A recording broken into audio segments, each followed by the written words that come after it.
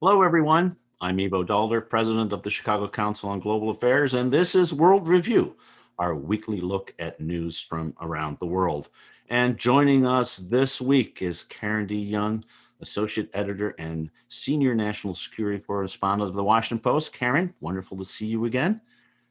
And from the UK, Giles Whittell, who is the editor of Tortoise Media, and from New York, Peter Spiegel, the U.S. managing editor of the Financial Times. Hello, Ivo. Welcome all. Great Thank to you. see you.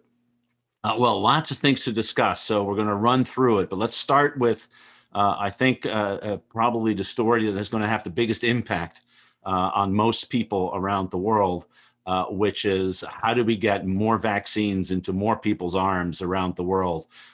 We've been in a race between the spread of the COVID-19 disease and the mutation of the virus and getting vaccines in. The latest way in which this is going to be resolved, or so we're told, Peter, is that we're going to waive patent rights on COVID-19 vaccines.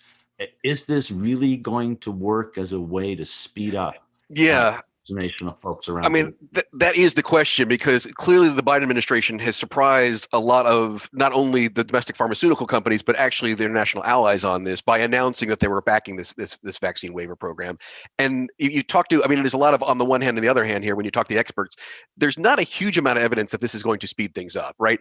If you just think about it for a second, it means that any generic company can start making Moderna or Pfizer or AstraZeneca's vaccine.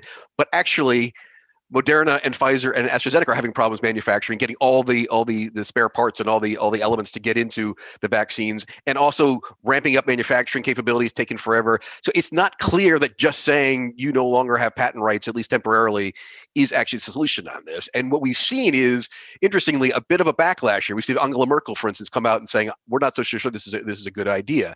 Now, just to do a little bit of the history here, the Trump administration was against this, and there was some criticism of the Trump administration.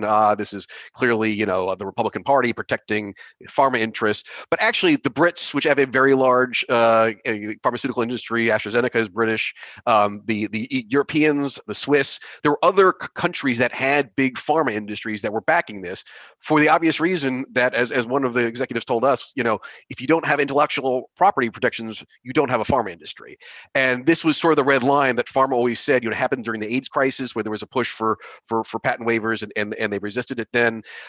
So they kind of surprised the allies here. You're seeing some pushback from the Europeans, the Swiss also. Again, have a big Swiss, pharma companies. It's one of the biggest industries in the country. Novartis, Roche. And it is more generally for the Europeans a bit of a existential issue because if you take a step back, the Europeans economically have always worried about basically getting taken over by the Americans on tech, right? If you talk about the 21st century economy, they don't have a Google, they don't have an Amazon. They have been really kind of, we can't compete. We don't have a Silicon Valley. On pharma, though, which is the other big sort of intellectual property, knowledge economy industry, been pretty competitive. Again, BioNTech, which is the German company that made the first mRNA vaccine, AstraZeneca, as I mentioned, Sanofi. I mean, these big European pharma companies have been incredibly competitive on the global scale, and they've been very keen to protect them. And so Biden, in many ways, is sort of going against his closest allies, particularly in Europe, his NATO allies, by doing this. And again, even you and I were talking about this before we went on camera, not really informing the allies beforehand. They kind of had a domestic political situation here. Anthony Fauci went out and sort of expressed skepticism that this was going to do anything, would actually speed up anything. The left wing of the Democratic Party was outraged by this. You saw Twitter take off. MSNBC was talking about it. And in some ways, I think the Biden administration got bounced into this decision by the left without consulting the allies. So again, back to your original question, Ivo, I'm not sure it actually is going to speed up vaccines in arms. The WHO negotiations, which are underway, are going to take months. This waiver is only for the period of the pandemic, and Lord knows it may take long enough to have the negotiations go on. The pandemic might be over by the time these negotiations are over. So I think it's a lot of diplomatic pain for, I'm not sure, a lot of vaccine gain at this point. I mean, Karen, jump in here because, in Washington, it seems to be that there's this tension on the recognition on the one hand that we need to find ways to get vaccines around the world in order to prevent this pandemic from re-energizing itself through the mutations of viruses. And yet, on the other hand, this idea that we need to do America first. And there seems to be a quite widespread political agreement that we do Americans first. The Europeans are spending half of their vaccines around the world, but we are have a de facto export ban. How is that debate going on here in Washington, and what are you hearing inside the administration? And you're still a little muted, Karen. Karen, you're still muted. There we go. Sorry. I think first of all, it's important to emphasize the point that Peter made, which is this is not, whatever happens in the negotiations with the WTO, this is not going to happen really fast, and it's not at all clear that it will substantively and in real time address the problem that it supposedly sets out to address. The companies, you can't just turn a switch and say, okay, Indians, you can now make this. The Indians are having trouble making their own vaccines. They have a vaccine. The raw materials that they would need to do this, the expertise, the infrastructure to do it, all of that is still in question, and it's not at all clear whether it would be any faster than letting the companies that are making it now here, by and large, just go ahead and make more of it, which they're doing. So that's a problem. And I think you have to, in terms of the politics of it here in Washington, obviously you've set out the sort of pros and cons. The left is very much in favor of it. Business is not in favor of it. But I think you can also put it in a larger context. And this is this America's back kind of thing, American leadership. America is competent.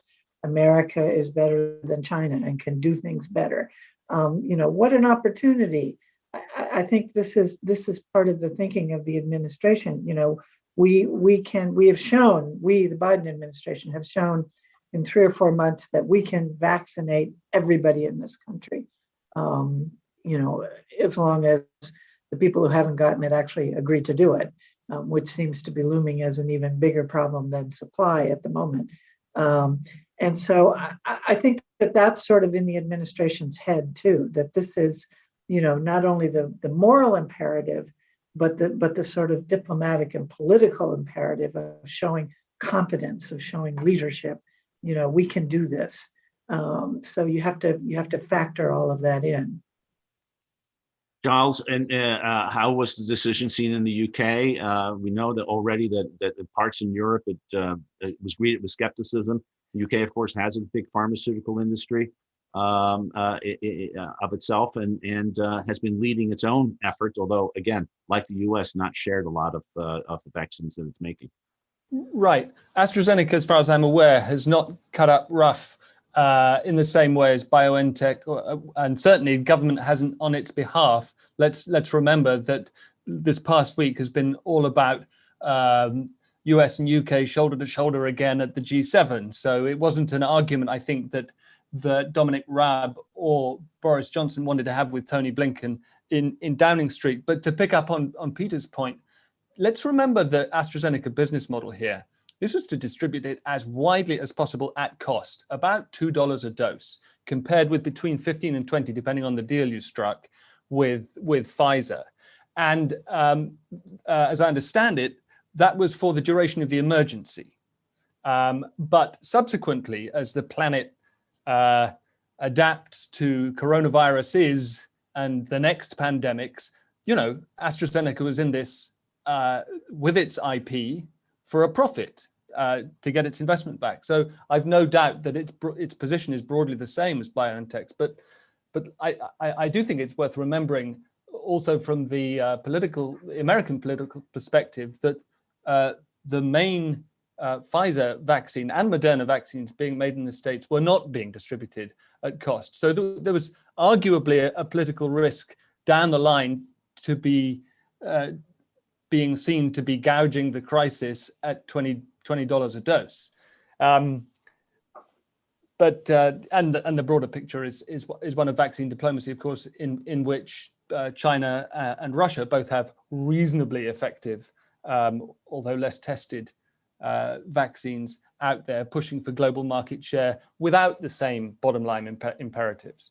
It's interesting just to touch on this, because Karen touched on this as well, and I didn't mention in my opening remarks, but I think that vaccine diplomacy thing, we'd be remiss if we didn't focus on a little bit more, because what has happened in India in particular over the last 2 or 3 weeks is the Chinese have been incredibly aggressive about being generous, or being seen to be generous. And the Biden administration was a little bit slow. I mean, I think the critics have been slightly unfair on that. But the Chinese have used once they got their own virus under control, have used their vaccine and vaccine diplomacy incredibly effectively. They've been out front of the West on this, which for obvious reasons have basically engaged in vaccine nationalism, particularly the UK and the US, vaccine home at first, which has meant they've been slow in the developing world, which now is where the hotspots are, Latin America in particular, but obviously also India. So Karen raised this. I think it's a very important thing to emphasize, is that although there are domestic political pressures from the left to battle, the big bad pharma companies, there is an impetus from the Biden administration to challenge the Chinese in particular, but also the Russians, as Giles mentioned, for that supremacy abroad, so that once this is all over, we don't suddenly have spheres of influence that the Chinese have gained because they've been more generous in their vaccine policy. Yeah, I would only add to that there's a public health imperative, that what's happening when you have 350 to 400,000 cases in India is, of course, the mutation of the virus. And there's one continent that hasn't gone through any of these spikes, and that's Africa. And I think the Africans in particular are deeply concerned that if they don't get vaccinated themselves, they will find what we're seeing in India and Brazil, and the health infrastructure just isn't capable of dealing with this. And again, the problem that will come back to all of us, which is another way to say this is a global problem that will need a global solution. And yet nationalism in all its forms seems to impact that. We'll come back to this, I'm sure, for many weeks to come, a story that won't go away and mustn't go away. Meantime, let me switch over, Karen, to North Korea.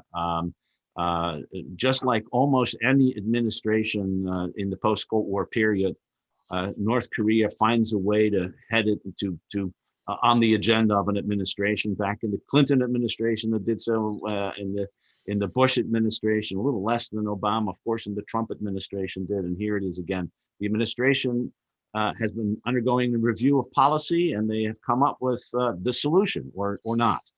Where did they come out, and how are they going to deal with a problem that is just getting bigger and bigger and bigger? Well, we're not entirely sure where they came out. They said the end of last week that the review that they began in January of North Korea policy was finished. And this was announced by Jen Psaki, the White House press secretary, at her regular briefing. And they put out a statement of 3 paragraphs and basically said, look, we realize, the last 4 administrations tried to do this and they all failed. And we have what they called a calibrated practical approach, which is not the sort of fire and fury and I love Kim policy of Trump, this sort of all or nothing kind of approach, or what the Obama administration called strategic patience, which everybody else said was kind of do not much of anything. So they're somewhere in the middle, but we're not quite sure where that is. They say they're open to diplomacy. So in the absence of them explaining themselves or doing things that would allow others to explain it, there's been lots of speculation that this is going to be a sort of measure for measure approach, that if North Korea does bad things, we will do some more bad things to it, mostly more sanctions.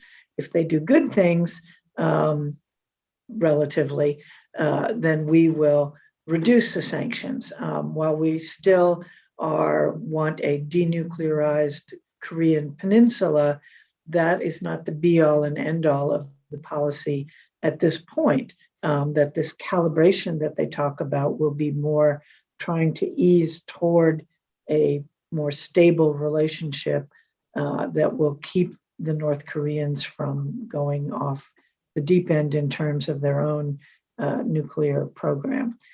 So what's been the response to that? I think the North Koreans immediately said it was hostile, that it was a hostile policy, without really explaining much about what they were talking about. The Japanese and the South Koreans have been kind of leery and want to hear more about it. Obviously, a big part of this policy is close consultation with Japan and South Korea. Biden has already met with the Japanese Prime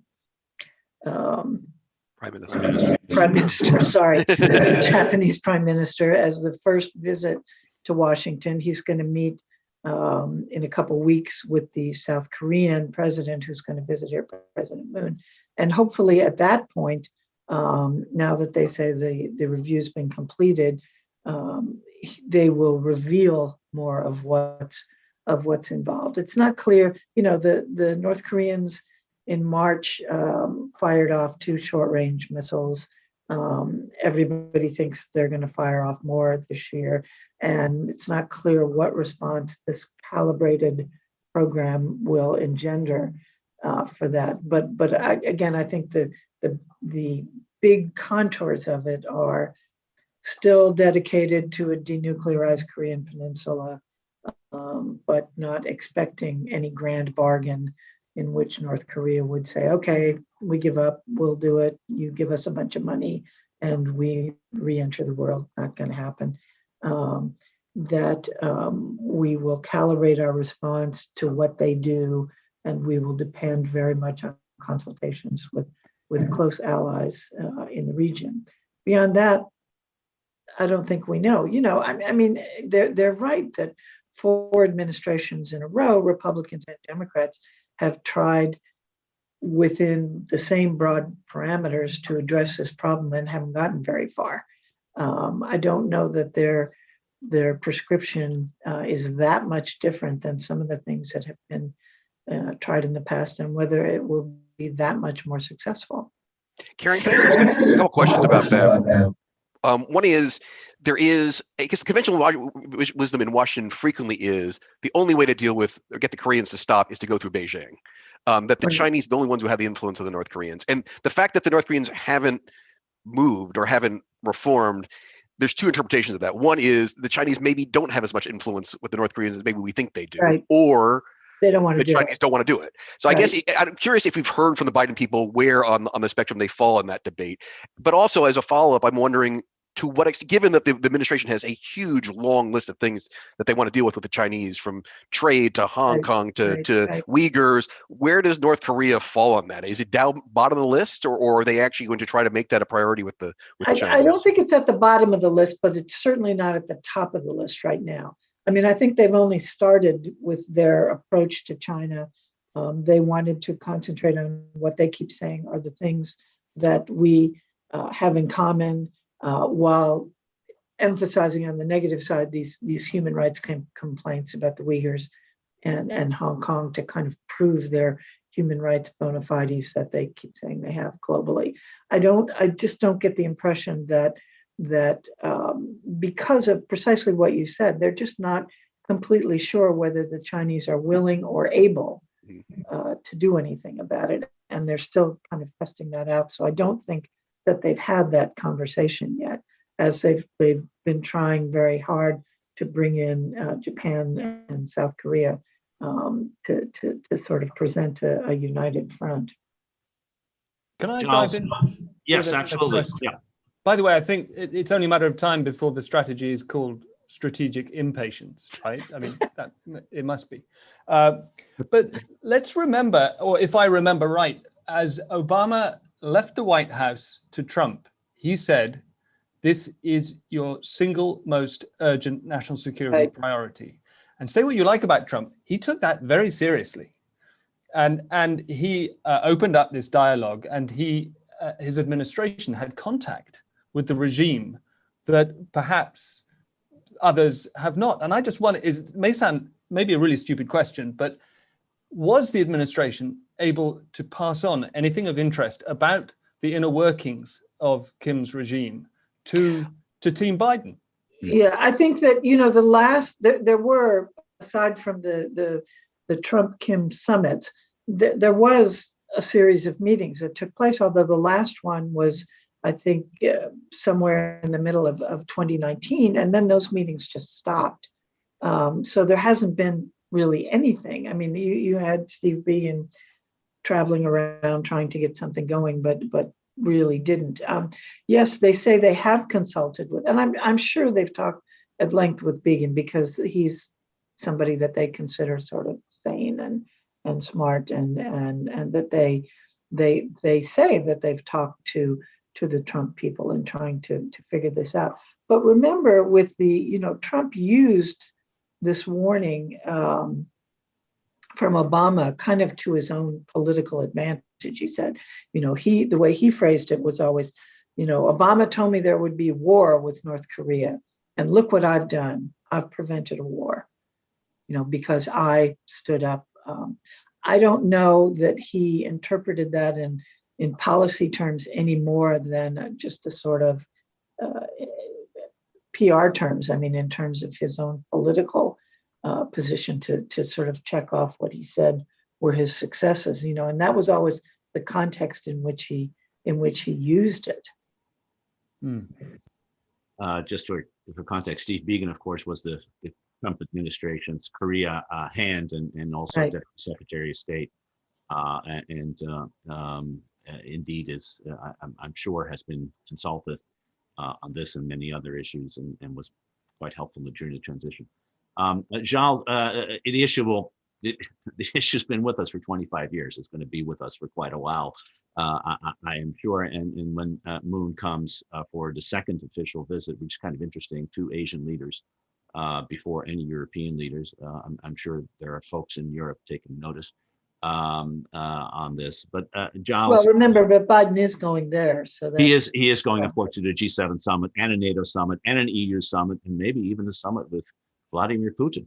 I'll just also point out just very quickly on the allies in this one. The Moon and Suga, the Japanese prime minister, could not be in more different places on this, which is going to be problematic for them. Suga and the Japanese in general are, neuralgic, existential threat, whereas Moon really wants to restart, the peace talks and the reunification talks. So it's going to be tough to thread that needle, I think, for the administration, because you have to. But and also, I mean, one last thing, and not to mention a name that we don't like to bring up every once in a while, but John Bolton's book is actually quite good on this, on the extent to which the Trump administration really treated the allies really badly on this, and the extent to which Biden needs to maybe do some hand-holding with both the Japanese and the Koreans before we come up with a policy. I think there may be some more thought behind this than maybe we're giving them credit for, because the repair job that has to be done in Tokyo and Seoul, I think, is quite substantial.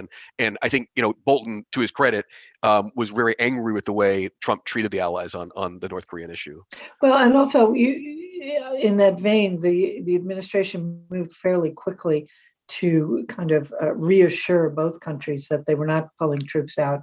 They quickly signed a deal with South Korea for a relatively slight increase in the money that the South Koreans pay, which Trump had said he wanted to increase, hundreds of percent, and the deal had just been sitting there with nothing done for more than a year. So, yeah, absolutely, and of course the first visit by the Secretary of State and Secretary of Defense was to exactly those allies for that reason.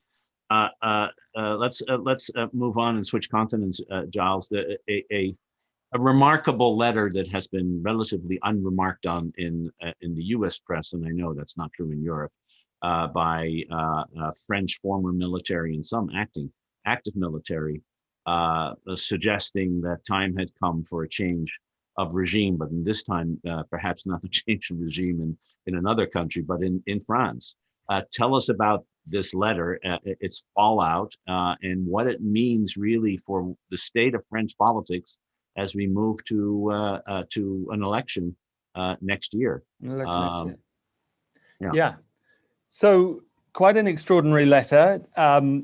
Very briefly, and you'll forgive my rough translation, the key bits that I've underlined By the way, this was sent on the 60th anniversary of a military coup attempt against de Gaulle that was conducted in Algiers. So France is in mortal danger, they said. We cannot remain indifferent. What's the threat? The threat is Islamism, and this phrase suburban hordes, referring to mainly Muslim immigrant communities in the suburbs of Paris especially, but also Lyon, Marseille, those cities, seeking to subordinate parts of our country to dogmas contrary to our constitution. And the key part, there's a risk of a civil war with thousands of deaths, and we are ready to support the politics that will save our country, interpreted as a military coup threat. So there were 18 active duty military signatories to that, several thousand retired, and there have been 3 reactions broadly on the part of the army. Their French equivalent, the Joint Chiefs, have said that all serving military will be disciplined and probably forced into early retirement. We'll wait to see what the further punishment would be. And then opinion polls. This is almost the most remarkable, a snap poll afterwards. 58% of adult respondents broadly agreeing, and 49%, that's half the French population, saying that they would approve, in certain circumstances, of the military seizing power in France. So then the third reaction, Macron's. What is that to be? As you say, he's preparing to face Le Pen again on the far right in next year's presidential election. He had to tack right before tacking back to the center last time. He's obviously going to have to do it again next year, because Le Pen has been keeping her powder dry, to continue the military analogies. And the most striking response came in the form of a speech in honor of Napoleon just a couple of days ago. They're celebrating the bicentenary of, well, it's not his death, is it? No, I should know exactly. Yeah, it's his death. Yeah, I think it is. Oh, right? 21. Yes, of course. Right, 1821. After your history professors are going to be very, very angry. Yes. No, anyway. So he manages in one speech to apologize on Napoleon's behalf for reinstating slavery in France in 1802, and to say, we love Napoleon because his life carries in it the promise of what is possible. And he said his life was an ode to political will, which is pretty unarguable. But this is all part of Macron's grand strategic political drift to the right in order to try and siphon off as much of Le Pen's support as possible before the election. I think just one final thought, which is interesting to bear in mind. There is in France a moderate conservative party, les Républicains. It is likely that their candidate will be Michel Barnier, who was the chief negotiator for the EU in the Brexit negotiations, regarded as having done a competent job and maintained the dignity of the EU as the Brits made fools of themselves, but not regarded as a charismatic politician. So it is quite possible that next year the Conservative vote will not be split, and that his candidacy will play to Le Pen's advantage. And I do think that whatever happens, a second term for Macron, admired as he is in many parts of the West, is by no means a done deal. I mean, that's the remarkable thing to me, Ivo, because 4 years ago, it was, I mean, Macron himself was a bit of a surprise, but the fact that Le Pen was able to get to the second round, I mean, this was always, her father did it back in the 90s. It was always a bit of a surprise that Le Pen would be able to get to the second round. Now, it's basically, everyone assumes it. She has entered mainstream politics in that regard. And as Giles says, Macron has to figure out a way to deal with it. Just to take a slight 30,000 foot view of this, because I think when I was living in Brussels, there were the Anglo-Saxons were always, criticized for obsessing about populism in the continent. But I got to say, this letter from the generals, if you put it together, I mean, we've been dealing with our own sort of January 6th and quasi-nationalist insurgency here in the U.S. We've kind of taken our eye off the ball here. Again, you have Alternative for Deutschland for the first time, an overtly anti-immigrant party in the German Bundestag. You have Matteo Salvini in Italy, again, an overtly nationalist leader who is a kingmaker now in Italian politics. Almost every major Eurozone country now has a hard right party in the political mainstream, and that was not true 5 years ago even. And in what I think this letter signals, and the really shocking polling numbers that Giles cites, is this is not only not gone away as sort of the Eurozone economy, the crisis abated, but it's gotten worse. It is these parties have gotten much more support in those three countries in particular, and we've seen some in the Spanish elections last week. Again, the far right doing relatively well in Madrid and elsewhere. So I think this is something that's really going to flare up, and that's something that the administration is going to have to pay more attention to, because we've taken our eye off the ball in this one because we've been so obsessed with our own sort of far right QAnon craziness here in the U.S. Well, so jump in here, Karen, because it strikes me that this is not just a European phenomenon. I mean, we are having, and we don't do domestic politics here, but there is a screaming debate in the Republican Party about its leadership in Congress, and 70% of the Republican voters believe that the election was stolen from Donald Trump. I mean, we have our own opinion polls that have significant issues, but keeping at the 30,000 foot. I mean, we are seeing a remarkable, large minority of people who are questioning what never was questioned, which is sort of liberal democracy in one form or another. And to what extent do you think the Biden administration has taken this seriously, and how are they thinking about dealing with it?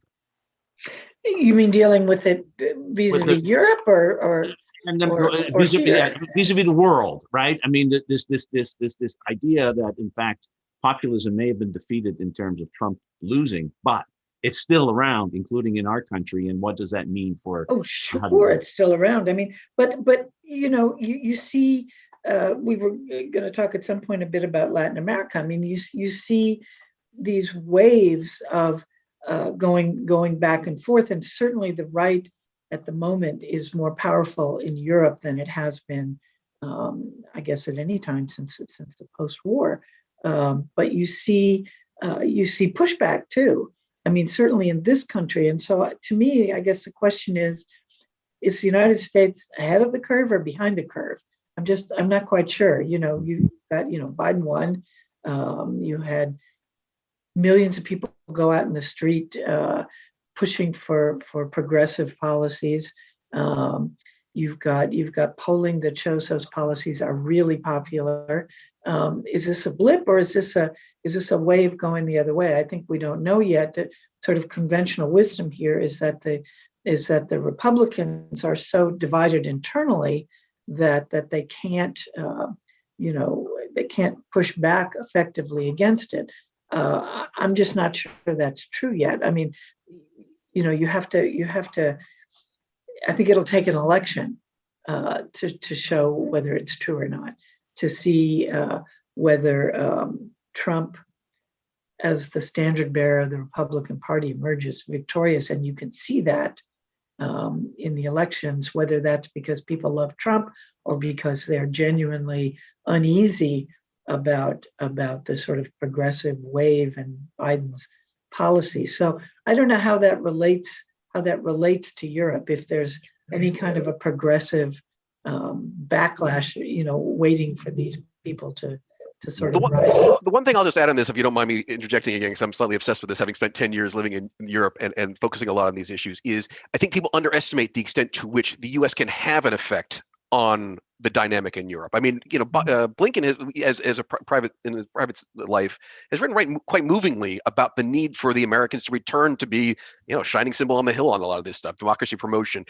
Donald Trump feted Viktor Orban. Viktor Orban was invited to the White House and treated like a real leader. This man is a far right nationalist and cozying up to Putin and shutting down, the press domestically and in some ways violating all sorts of European norms in terms of political opposition. He was feted at the White House. And same thing with the Poles, right? The Law and Justice Party in Poland. The U.S., and I think Biden more so than even Obama, in his bones knows this, and his time in the Senate, he spent a lot of time in Europe talking about democracy promotion and really believing that the U.S. played a role in Europe and elsewhere as a standard bearer for human rights and democracy. So I do think the U.S.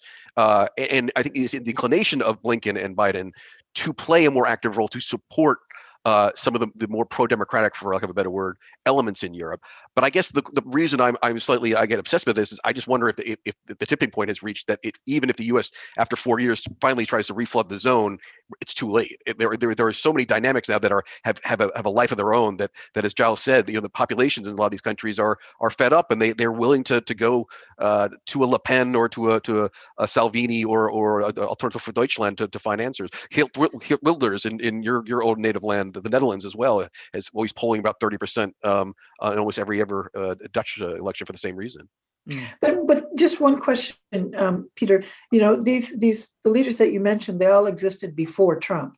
Was Trump? Did Trump help them? Did his attention to them and his support of them kind of turn the tide and bring us to the point that as Gilles was saying, where Le Pen is now, half the vote in France, or was he just following along a trend? And following that up, does that mean that the United States, in the form of Biden and democracy promotion, actually has the power to push it the other way?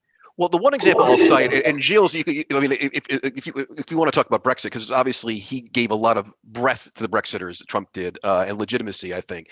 I will cite, though, Poland, because Poland, unlike Hungary, is still a country where there is a vibrant opposition, pro-democratic, pro-American largely, and they are struggling and really struggled for the 4 years under Trump, who would go to Warsaw and hail law and justice as the champion. And the Polish prime minister was going to name Fort Trump, a base, and so he gave the Polish government, the far right government, a lot of legitimacy in the same ways he did with Netanyahu and some other far right leaders elsewhere.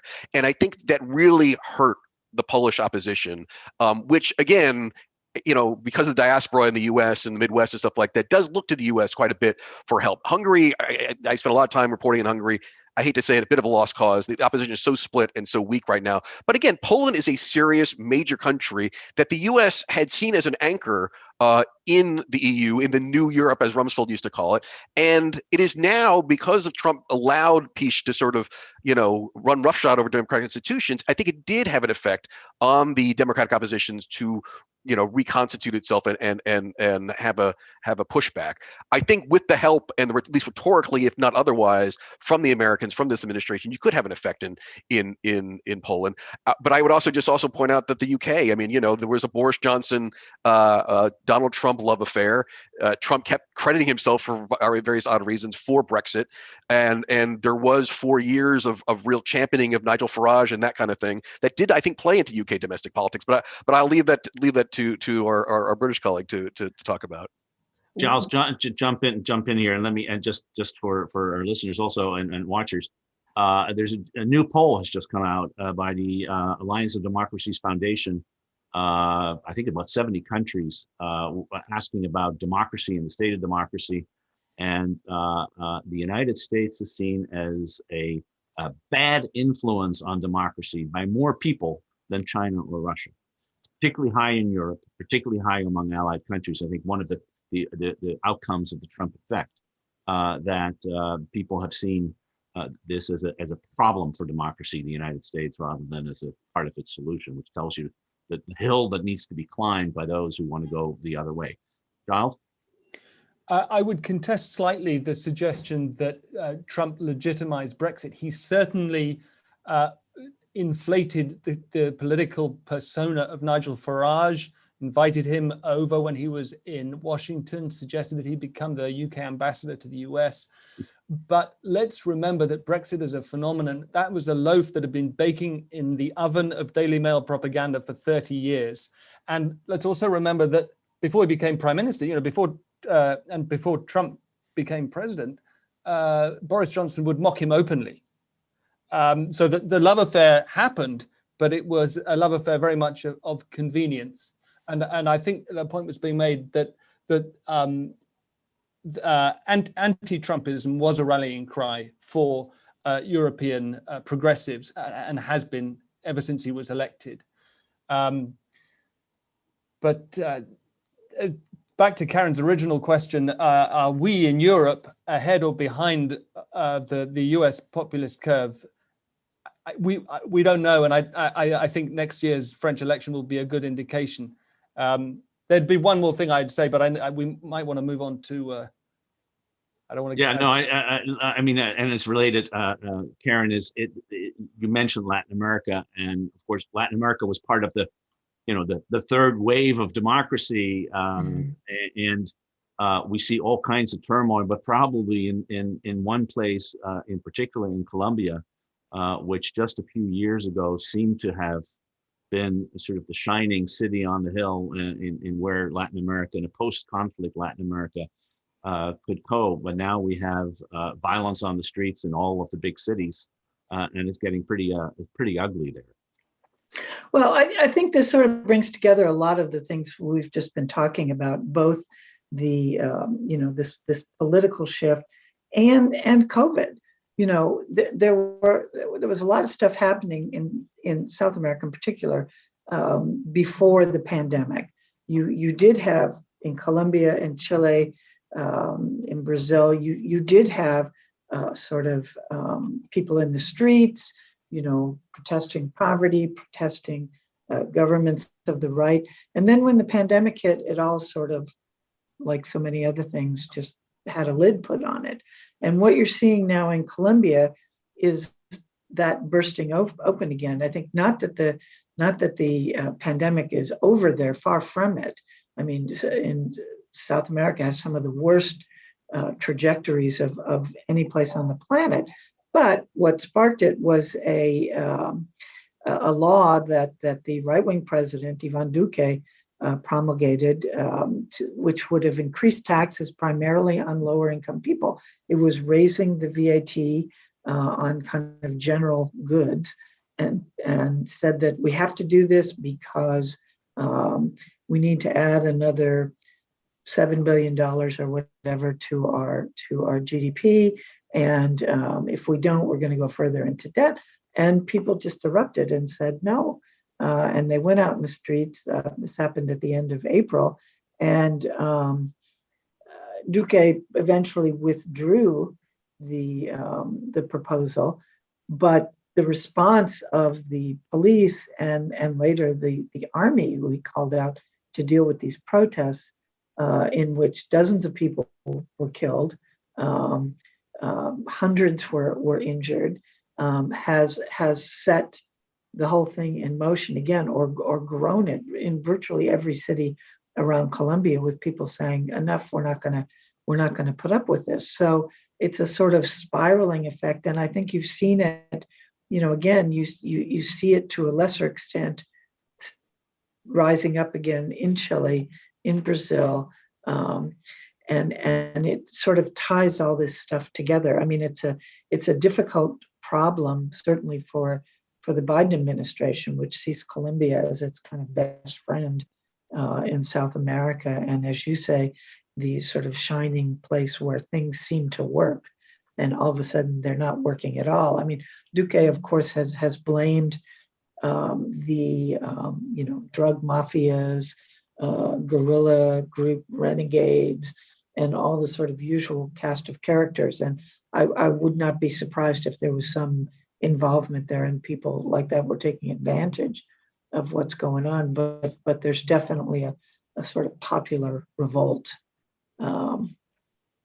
Can I ask? My question I had for you, Karen, was almost exactly on that topic, which is, as you said, Duque has blamed, FARC essentially, or the remnants of FARC, blamed terrorists. But as most in Latin America, what's the old Faulkner phrase? The past is not dead; it's not even past. I mean, it wasn't that long ago that there was a quasi civil war that Plan Colombia was aimed at dealing with. FARC was still active, and again, it's a dynamic that's in several Latin American countries. So I guess my question for you is, okay, although Duque has gone with that rhetoric, we're fighting terrorism, which seems a little bit contrived, there may be something there. I mean, there is some history there that right. could exacerbate this and actually spin it out of control. I'm just curious as to your. I mean, I totally agree that it is the case. You know, the peace deal that the previous Colombian government signed with the FARC has been sort of teetering on the edge for a long time, and there are a lot of reasons for that. You know, the FARC would say the government hasn't complied with its own responsibilities. They haven't given people jobs. They haven't, you know, the FARC, on the other hand, and a lot of Colombians would say, yeah, but the sort of right-wing paramilitary groups and the military are completely out of control. They've gone back to assassination campaigns. At the same time, the FARC has, you know, there's this sort of rump group of the FARC, which has found safe haven in Venezuela, and they are back and causing a lot of trouble. So it's not clear whether the sort of mainstream of the FARC that's signed the peace deal is involved in this, or it's this sort of rump group. I mean, the other guerrilla group, the ELN, which had sort of sporadic peace talks with the government, those sort of fell apart. So there's lots of possibilities. And I think, as I said, I don't think there's any question that these people involved, as are the drug mafias, which to some extent have been allied with the guerrilla groups. But it is also true that people, lower income classes in Colombia, are really pissed off. So hard to say at this point who's the driver and who's in the back of the bus.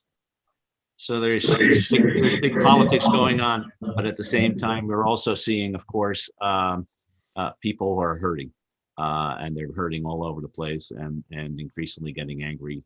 And the question is, how is that energy going to be expressed? Is it going to be expressed at the ballot box? Is it going to be expressed in a political coup in one form or another? And I think that's one of the big issues that the world is dealing with, and COVID is just making it worse. I want to thank Karen DeYoung for bringing us up to date about something we don't talk enough about, Latin American and Colombia, but also the other issues that we discussed. Karen DeYoung of the Washington Post, Peter Spiegel of the Financial Times, Giles Whittell of Tortoise Media. Thank you all three for a really in-depth, great conversation. We'll do it again next week. This was World Review, and I hope that all of you have a great week left. Thanks, Ivo.